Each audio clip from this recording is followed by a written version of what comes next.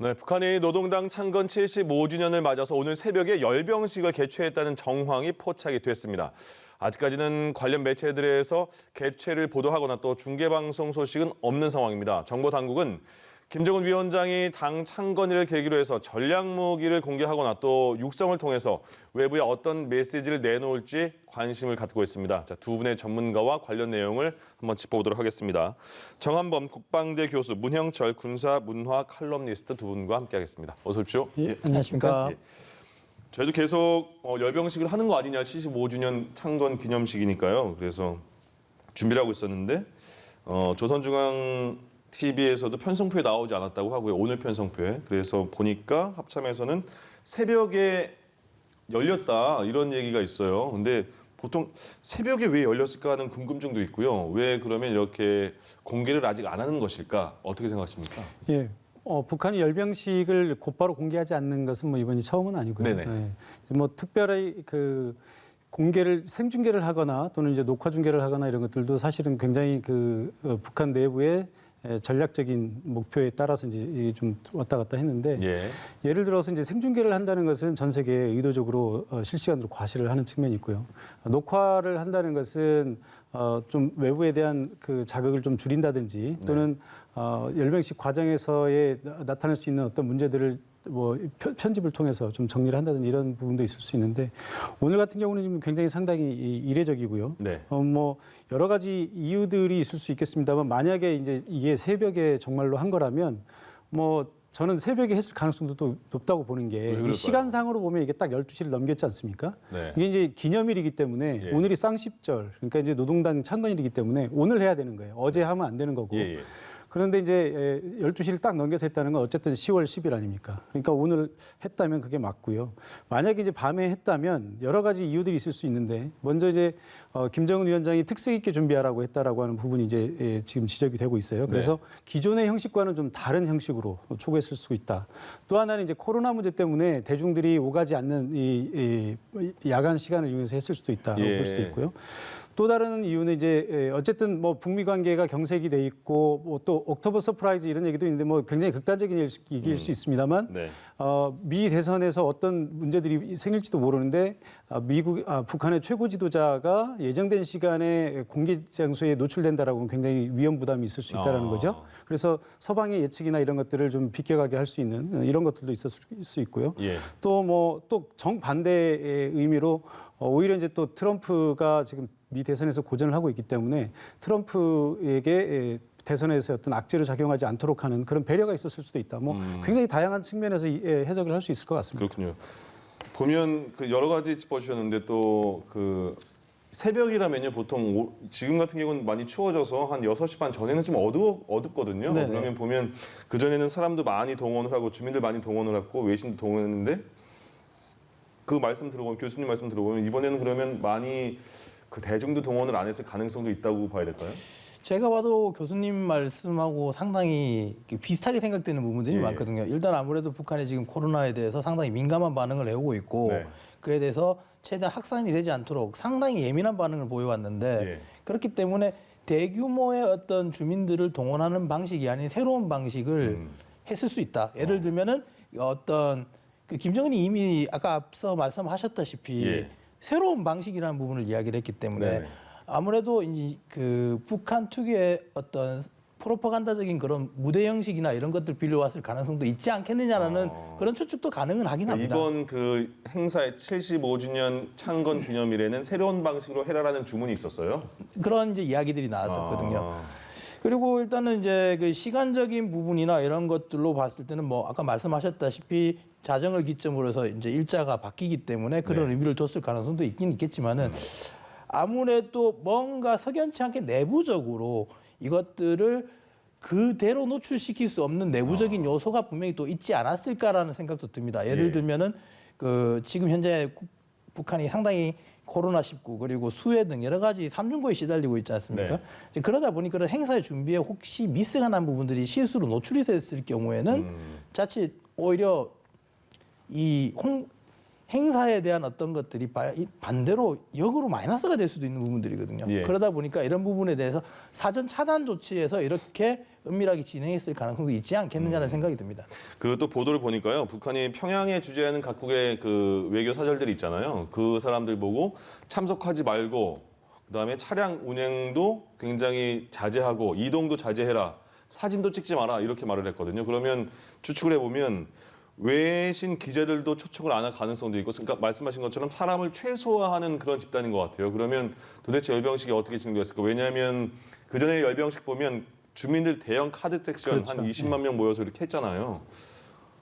뭐 어떻게 달라졌을까요? 이게 만약에 이제 우리 추측이 맞다면, 네. 그러니까 12시 넘어서 진행했다라고 보는 것은 이제 제가 아까 그 이게 열병식일 가능성이 높다라고 하는 게 이제 12시 넘어서 했다라고 하는 분이거든요.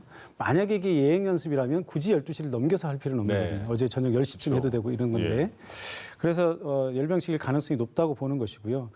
그렇다면은 뭔가 그 이미 말씀드린 대로 김정은 위원장이 특색 있게 준비하라고 한 부분도 있고요. 또 우리가 좀 그 지켜봐야 될 게 뭐냐면 지난 8일 날 그 북한의 이제 대외 선전 매체인 메아리라고 하는 데서 이런 얘기가 있었어요. 경축 행사 장소의 불장식이라고 하는 것은 이제 우리 순 우리말로 한 거겠죠. 예. 예, 조명 그런 조명 같은 네. 거겠죠. 이런 것들을 이제 하기 위해서 노력을 하고 있다 이런 얘기가 있었는데 그렇다면 처음부터 이게 야간 행사로 기획이 됐었고 뭐 우리 그 김여정이 우리 그 2018년 동계올림픽 때 왔다 가지 않았습니까? 네. 와서 우리 드론들이 아주 장관을 연출하고 이런 장면들을 봤고요. 예, 예. 그렇다면 북한도 이제 본인들도 행사의 그 어떤 방식이나 이런 것들을 이제 새로운 시대에 맞게 첨단화하고자 하는 그런 욕구가 있었을 수도 있다고 봅니다. 그러니까 김정은 위원장을 우리가 좀 보면 기존의 김일성이나 김정일 위원장과는 완전히 다른 네. 완전히 세대가 다른 그 통치 방식을 보여주고 있지 않습니까? 얼마 전에 뭐 우리 뭐 공무원 피살 사건에 대해서 그 즉각 사과를 했다든지 이런 면에서도 그렇고요. 예. 어쨌든 전체적으로 보면 김정은 위원장의 통치 목표는 정상국가라고 볼 수 있거든요. 네. 왜냐하면 정상국가의 모습을 보여주기 위해서 과거에 캐캐묵은 무슨 대규모 열병식이라든지 이런 것보다는 최첨단의 북한의 어떤 그 불꽃놀이라든지 네. 뭐 그 조명이라든지 이런 것들을 활용했을 가능성이 있고요. 아까 말씀하신 대로 그 외부 인원들을 노출하지 않은 것들은 아까 그 계속 같은 맥락인 것 같아요. 일단 코로나로 인한 문제도 있고 만약에 야간에 행사를 진행하기 위한 목적 중에 어떤 노출하고 싶지 않았던 것들이 있다면 네. 예를 들어서 이제 말씀하신 대로 그 지금 신형 무기를 과시하고 싶은데 이게 제대로 개발이 안 됐을 수도 있거든요. 네. 그러니까 이 열병식이라는 게 항상 정치적인 목적을 하고 하기 때문에 만약에 그렇다면 외국인 사전들이라든지 기자들도 오지 않는 것이 자기들이 편집한 화면만 보게 하는 것이 좀 유리한 측면이 있겠죠. 예. 지금 화면으로 보이는 게 지난 예전에 했던 열병식 장면의 모습인데, 그러니까 새벽에 했다. 추측해 보면 어두울 때 했을 것이다. 그러면 저런 모습이 보일 수가 없고 저렇게 신형 무기가 들어오더라도 조명을 쏴서 이렇게 비쳤을 것인가 그거는 궁금합니다. 혹시라도 오늘이나 내일에 저 그 영상이 들어오면 저희가 바로 전해드리도록 하겠습니다. 그러면 저희가 계속 그 예상하는 게 이번에 열병식을 했다면 신형 ICBM 대륙간 탄도 미사일이냐 아니면 잠수함 발사 미사일이냐 등등 어떤 신형 무기를 또 김정은 위원장이 선보이지 않았을까 이런 예측도 할 수 있거든요. 어떻게 예측할 수 있을까요? 일단 군 당국도 신형 ICBM이 등장할 가능성이 있다라고 일단은 예상을 했었었고요. 네. 그리고 미국의 정보계통이나 이런 쪽에서도 좀 더 크기나 덩치가 달라진 ICBM이 텔이 발견됐다는 그런 정황들도 나왔습니다. 텔이 이동식 발사. 예, 이동식 발사되죠. 아무래도 그래서 이제 기존의 화성 14, 15형에 대한 어떤 변형 모델이 나오지 않을까라는 그런 전망들이 계속 나왔었는데요. 뭐 예. 일단은 그 기존의 액체 연료를 고체화시켰다라든지 아니면은 그 탄두의 형상이 좀 바뀌면서 좀 더 커지면 대형화되면서 탄두의 중량이 늘거나 또는 다탄두로 갔었을 가능성들 이런 것들이 우리가 준비가 돼 있다 이런 모습을 보여줄 수 있는 그런 무기들이 등장하지 않겠느냐는 전망이 나왔는데 예. 아직까지 모든 거는 북한이 그걸 공개해봐야 알 수 있는 부분이기 때문에 지금 현재로서는 쉽게 예단할 수는 없을 것 같습니다. 예.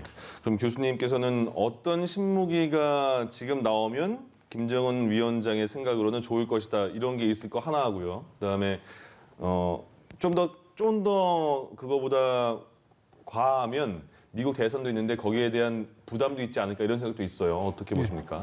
예, 뭐 맞는 말씀이시고요. 일단 그 김정은 위원장 두 번째 질문부터 대답을 네. 드리자면 김정은 위원장 입장에서는 어찌됐든 경험해보지 않은 세상으로 나온 거 아닙니까? 그리고 이제 지난 2, 3년 동안 그 트럼프 대통령과 또 문재인 대통령과 접촉을 하면서 이제 정상국가의 모습을 보이기 위해서 많이 노력을 했고요. 예. 그렇지만 이게 사실 북한으로서 이제 처음 겪는 일들이기 때문에 이런 일들을 그동안의 성과들을 다 수포로 돌리고 처음부터 다시 시작한다는 건 굉장히 부담감이 있겠죠. 네. 물론 민주당 정부가 들어서야 좋을지 공화당 정부가 들어서야 좋을지 그건 이제 열어봐야 알겠습니다만 사실 장단점이 있습니다. 예. 그러나 김정은 위원장이 개인적인 입장에서 본다면 아무래도 자주 만나본 트럼프 대통령이 좀 낫겠죠. 네. 그래서 트럼프 대통령이 트럼프 대통령을 적극적으로 도와주지는 못할 망정 트럼프 대통령에게 부담이 되는 쪽으로 뭔가 액션을 취하는 것은 아마 극도로 자제를 할 겁니다. 왜냐하면 만약에 트럼프가 재선이 됐는데 그 과정에서 김정은 위원장이 트럼프 대통령에게 부담되는 행동을 했다. 그러면 그다음 그렇죠. 협상에서는 아주 만나겠네요. 쉽게, 불보듯 뻔한 거 아니겠습니까?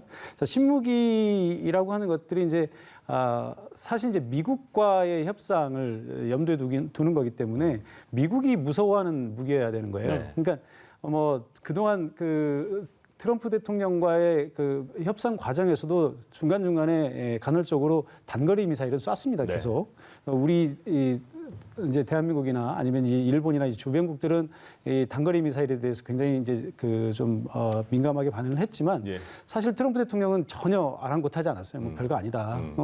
트럼프 대통령의 생각은 오직 미국에 대한 공격이냐 아니냐 이것만 보는 거거든요. 그렇기 때문에 미국이 두려움을 가지려면 이제 ICBM, 그러니까 대륙간 탄도미사일을 날려서 북한에서 미국까지 쏠 수 있는 그런 미사일이어야 되는 거고요.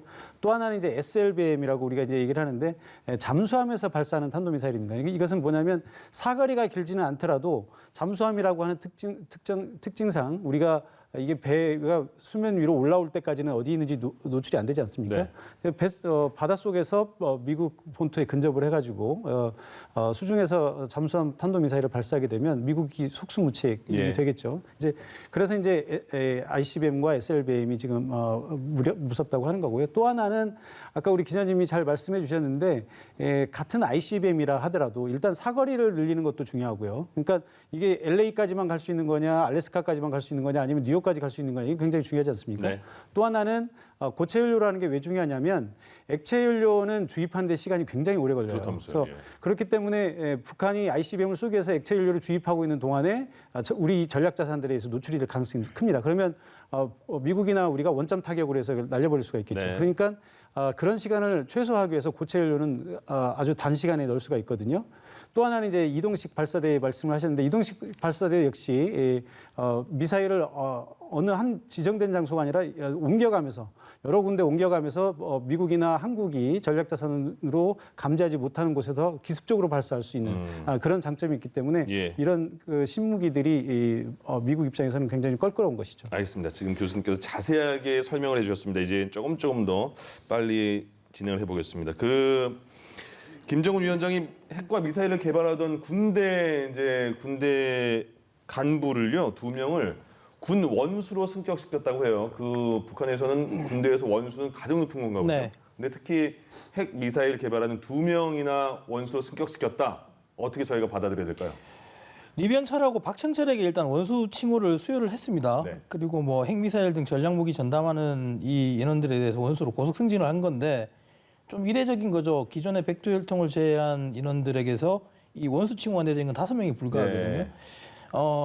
이 부분이 이제 어떻게 해석을 해야 되냐면 북한이 핵을 더 중요시하는 거 아니냐, 앞으로 핵 개발 가느냐 이렇게 볼 문제는 아닌 것 같고 북한 내부적으로서 어떤 직접적으로 아까 전에 말씀하셨지만 미국을 직접적으로 자극할 수는 없겠지만 내부적으로 우리가 자위권을 행사하기 위해서 이런 핵 전략을 갖췄고 그에 대한 공헌이 있는 사람들이기 때문에 이렇게 진급을 시켰다. 그리고 또 하나는 이제 군부에 대한 어떤 그런 뭐라 그래야 될까요? 일종의 달래는 거겠죠. 어떤 남북 간의 이런 강성 이야기를 자 우리가 핵을 추진하고 왔고 그에 대한 인원들이 이렇게 성과를 냈고 했으니 우리가 자유적으로 우리 인민군은 계속 건재한다.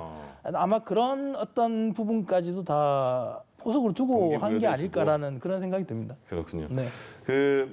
이제 금수산 태양궁전을 보통 매년 한 지금까지 김정은 위원장이 한 2번인가요? 어떤 일 때문에 수술도 한 번 했고 하나는 이유가 밝혀지지 않았고 그 외 쪽으로는 할아버지와 아버지가 있는 금수산 태양궁전을 다 참배를 했다고 하는데 이번에는 빠졌대요. 그 꽃만 보냈다고 하는데 뭐 분석을 보니까 이게 그 열병식의 메시지를 정리할 수도 있는 시간일 거다 이런 얘기도 나와요. 만약에 열병식을 직접 참관을 하고 메시지를 내놓는다면 어떤 메시지를 지금 상황에 김정은 위원장이 내놓을까요? 글쎄요. 저는 이제 그 연설을 준비하기 위해서 가지 않았다라는 분석은 조금 좀 떨어진다. 왜냐하면 네. 짧은 시간이거든요. 뭐 잠시 짬내서 갔다 올 수 저도 보면서 있는데 맞을까 그리고 이런 생각했거든요. 열병식이 뭐 그리고 뭐 갑자기 하는 것도 아니고 그렇기 때문에 제가 볼 때는 이제 뭐 코로나 문제라든지 이런 문제가 오히려 더 설득력 있어 보이고요. 그 굳이 최고 지도자가 나타나지 않아도 되는 행사에 굳이 갈 필요가 없지 않느냐 뭐 이런 분석도 있을 수 있을 네. 것 같고요. 지금 메시지를 내놓는다면은 아마도 그 외부 그러니까 미국을 중심으로 한 국제사회의 제재라든지 이런 것들이 풀려야 우리도 뭔가를 할 수 있다 이런 메시지. 그러니까 우리는 지금 준비가 되어 있다. 예. 그러니까 세계와 뭐 화해하고 정상국가의 길로 나갈 준비가 되어 있다. 그러나 그러려면 외부의 도움이 필요하고 뭐 제재라든지 또 뭐 테러 지원국 이런 것들 이런 규정들 이런 것들이 좀 풀려야 공정한 그런 그 외교가 되지 않겠느냐 뭐 이런 차원에서 얘기했을 가능성이 크다고 봅니다. 그럼 요거 이어지는 질문이요. 요거 맞붙네요. 북한이 오늘인데요. 유엔 총회에서 자국을 테러 지원국으로 미국이 지정해서 거기에 대해서 주권 국가에 제멋대로 테러 지원국 딱지를 붙였다 이렇게 맹 비난했거든요. 여기에 대한 메시지 나올 수 있다 이런 말씀이신가요? 글쎄요, 이제 이게 같은 메시지라도 공격하는 부분과 또 점잖게 얘기하는 부분이 다를 그렇죠. 수 있지 않습니까? 예. 그러니까 지금 이제 그 실무선에서는 당연히 이런 유엔이나 이런 회의에서 강하게 뭐 제멋대로 했다 뭐 이런 표현을 쓸 수도 있고요. 네.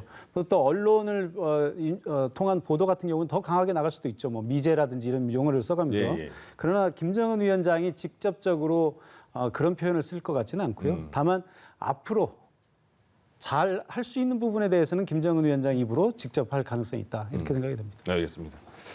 생각해보면 혹시 그 열병식 모습을 볼 수 있다면 새벽에 김정은 위원장이 어디서 보게 되는지도 궁금하고요. 밤에 직접 밖에 나와서 보는지 아니면 어떤 시스템으로 보는지도 궁금해지네요.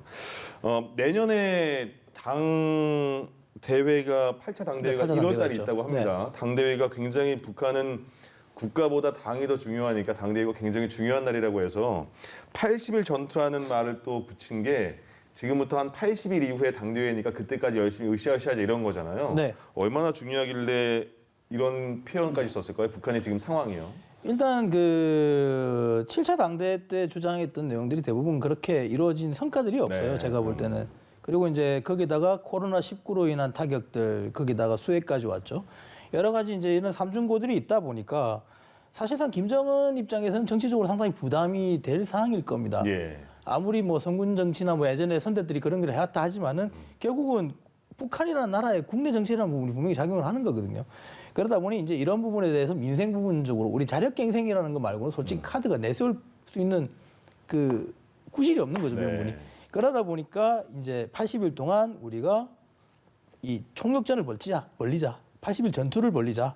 그렇게 해서 내년 8차 당대까지는 어떤 결집력을 가져가겠다라는 부분인 거거든요. 사실상 뭐 이런 부분들은 그 유사한 부분들이 많죠. 역사적으로 보더라도. 그 2차 세계대전 당시에 일본이 결국 압박을 당하고 대외적으로 압박을 당하고 경제적으로 힘든 상황에서 전쟁을 계속 수행을 했지 않습니까? 예. 그런 상황에서 내부를 이제 결집을 시키는 게 결국은 이거의 하나의 묘소였거든요. 빈자의 경제학 같은 그런 것들인데 아무래도 북한도 아마 비슷한 모습이지 않겠나 그런 생각이 듭니다. 예. 그 문재인 대통령이 계속 종전 선언을 언급을 했습니다. 근데 지금 그 비판을 하는 쪽에서는 지금 서해 연평도 공무원이 피살이 된 상황이고 그게 아직 밝혀지지도 않은 상황. 또 조성길 대사 대리가 망명한 게 이번에 밝혀진 상황인데 왜 종전 선언을 이렇게 자주 반복을 하느냐. 국내적인 문제를 먼저 해결을 해야지 이런 비판도 일각에서는 있고요. 반대쪽에서는 그래도 북한과의 그런 그 평화 협정 과정 같은 거는 좀 유지해야 되지 않느냐 이런 얘기도 있어요. 어떻게 평가하십니까? 저는 이제 그 비판을 하시는 분들의 의도는 알겠습니다만 네.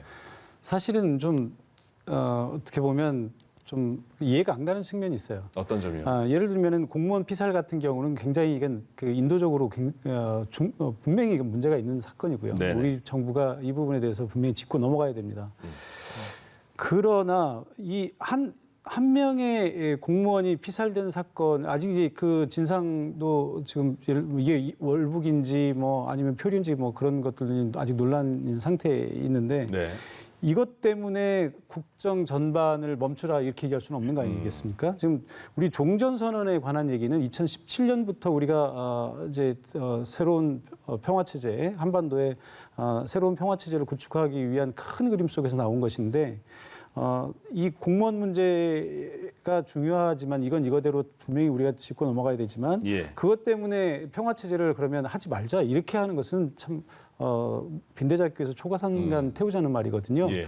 뭐 우리 똑같은 지금 아쉬운 우리가 지금 지난 몇십 년간 굉장히 아쉬웠던 부분들 중에 금강산 관광을 중단했다든지 개성공단 철수한 부분에 대해서 지금 뼈 아프게 지금 생각하고 있지 않습니까? 종전선언에 대해서 우리가 좀 오해하고 있는 부분들이 있는데 예. 이 종전선언 문제가 이번 그러니까 북미 정상회담 과정에서 비핵화와 평화 체제를 교환하자고 하는 과정에서 이제 이게 나오다 보니까 마치 종전선언이 북한에게 굉장히 좋은 것이고 우리에게는 안 좋은 것인데 우리가 북한에게 선물을 주는 듯한 그런 잘못된 왜곡된 이해를 하고 있는 분들이 너무 많은 것 같아요. 네.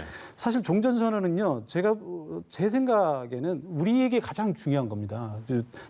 남한과 북한과 미국 중에서 우리에게 가장 중요한 거고요. 그 다음 북한에게 좋은 것이고 미국은 이걸 전략적으로 사용할 수 있겠죠. 우리는 지금 70년 전에 전쟁이 사실상 끝나지 않았습니까? 전쟁이 끝났는데 아직도 전쟁인 상태로 하자. 그러게요. 이런 얘기거든요. 그럼 임진왜란이 끝났는데 지금도 임진왜란 계속 하는 걸로 하자. 똑같은 얘기거든요. 이미 전쟁을 끝났는데 왜 우리가 전쟁 상태에 살아야 됩니까? 우리가 경제학적으로 얘기하는 용어 중에 코리아 디스카운트라는 말이 있어요. 네. 우리 삼성전자나 이런 기업들이 세계적인 우량 기업임에도 불구하고 미국의 뭐 애플이나 이런 거에 비해서 굉장히 주가가 떨어진다. 왜냐하면 한국에 대해서 외국 사람들이 전반적으로 한국이 이렇게 안정적인 나라인 줄을 모르고 한국하면 떠오르는 게 북한, 전쟁 이런 게 떠오르다 보니까 네. 한국에다 투자하면 위험하다라고 하는 편견을 갖고 있는 거거든요. 예. 이 종전선언은 결코 북한에게 유리한 것이 아니고요. 우리에게 제일 중요한 겁니다. 그래서 알겠습니다. 이 종전선언은 예. 그런 차원에서 이해를 하는 게 좋겠다 그럼 이렇게 생각합니다. 문 기자께서는 어떻게 생각하세요? 물론 이제 종전선언이라는 건 결국 우리 민족의 큰 과제이자 꼭 성공시켜야 될 부분이겠죠. 네. 근데 문제는 이 추진하는 과정에서 디테일한 부분들도 결국 우리는 놓치고 봐서는 안 된다라고 생각이 네. 듭니다. 예를 들면은 이번에 GP 피격 문제에서도 상당히 논란이 좀 많았었고요. 그리고 이번에 그 공무원 피격 관련해서도 북한이 이례적으로 김정은 위원장이 사과를 즉각적으로 냈고 그런 부분 고묘할 부분입니다만 네. 마치 기다렸다는 듯이 수색을 하고 있는 우리 측 해군들의 수색 활동에 대해서 북한의 경제 수역을 북한의 그 서해 해상 분계선을 넘지 말라라고 주장을 했어요. 북한은 1999년부터 해서 우리의 NNL을 부정해 왔습니다. 네. 마치 이런 부분들은 뭔가 하나를 내주고 하나를 기다린 듯이 있어 보이는 그런 모습들이 되게 많기 때문에 예. 이런 부분에 대해서는 정부도 분명히 짚고 넘어가야 되는 부분인데 이런 부분들을 짚지 않고 종전 이야기가 먼저 계속 나와버린다면 분명히 아까 말씀하셨다시피 종전선언의 의미가 다르게 퇴색되게 일반적인 국민들에게 다가갈 겁니다. 분명히 이런 부분은 좀 정부가 명확하게 짚고 가야 될 부분이지 않겠나 싶습니다. 알겠습니다. 이 그 공무원 피격 피살 사건과 관련해서 유엔 북한 인권 특별 보고관이 남북한에 공식적으로 자료 좀 달라 이렇게 요청을 했습니다. 우리나라도 북한에 공동조사를 요청한 상황인데 아직 북한은 어떤 반응 보이지 않잖아요. 이제 유엔까지 자료를 달라 이렇게 말을 했는데 북한의 반응을 어떻게 예측할 수 있을까요? 글쎄요, 뭐 저는 유엔이 달라고 해서 줄 것 같으면 아마 우리하고의 공동조사에도 쉽게 응했겠죠. 네. 그렇게 생각을 하고요. 아마 이제 이건 주권상으로 얘기를 할 겁니다. 예. 사실 우리 정부가 이 공무원 피살 사건에서 쉽게 대응하지 못했던 것도 이제 그런 부분들 아닙니까? 이게 뭐 그 NLL 우리하고 지금 북한이 주장하는 NLL 지역에 뭐 이렇게 논란 있는 지역만 됐어도 이렇게까지는 되지 않았을 텐데 이건 네. 뭐 명백하게 북한의 영해 쪽에 해당하는 지역에서 문제가 생겼기 때문에 우리가 당연히 북한이 뭐 저렇게까지 나올 거라고 상상을 못했던 네. 부분이 있었던 거죠. 그래서 뭐 북한이 그렇게 쉽게 협조하지는 않지 않을까 이렇게 전망이 됩니다. 알겠습니다. 그러면 뭐 비슷한 생각 아닐까요? 예. 싶어가지고 그냥 마지막으로요. 그러면 문 기자께서는요. 이제 혹시 열병식이 저희가 영상이 들어오면 보내드릴 거거든요. 그 네. 전에 그러면 이번 열병식 어떤 관전 포인트로 보면 조금 더 잘 볼 수 있을 것이다. 그걸 짚어주시면서 마무리 짓죠. 일단 뭐 이 열병식의 진행 방식이 어떻게 될지가 일단은 불투명한 상황이라서요. 그거는 진짜 그거부터 일단 이제 모르니까. 뭐 군 쪽을 담당하고 있는 저는 이제 그 기자이기 이전에 비상금 복무를 하고 있는 또 예비역 지휘관이기도 합니다. 네네. 이제 그 군적인 사고관에서 본다면 이제 북한의 무기들이 과연 어떤 변형이 올 건가라는 부분이 역시 아까 뭐 말씀드렸던 부분인데 네. 아마 이게 실현 가능한 거하고 다르게 북한은 항상 뭔가를 내왔어요. 그러니까 모급 형태든 뭐든 이런 것들을 내온 경우가 꽤나 있거든요. 예. 이게 실현 가능성이 없다더라도 아니면 예전에 그 일명 선글라스 그러니까 부대로 모형이거나 예. 그리고 선글라스 부대로 알려져 있던 북한군 특수부대들이 이제 헬리켈 탄창이라 그러는 상당히 두툼한 원형으로 돼 있는 그런 네. 탄창을 들고 나온다든가. 그래서 아마 북한이 차후에 전술 또는 전략적으로 적용해 보고 싶어 할 만한 네. 어떤 개념도의 무기가 나오지 않을까. 그게 아마 관전 포인트가 되지 않을까라는 생각이 듭니다. 알겠습니다. 여기까지 듣겠습니다. 자, 정한범 국방대 교수, 문형철 군사문화 칼럼니스트 두 분과 함께했습니다. 고맙습니다. 네, 예. 감사합니다. 수고하셨습니다.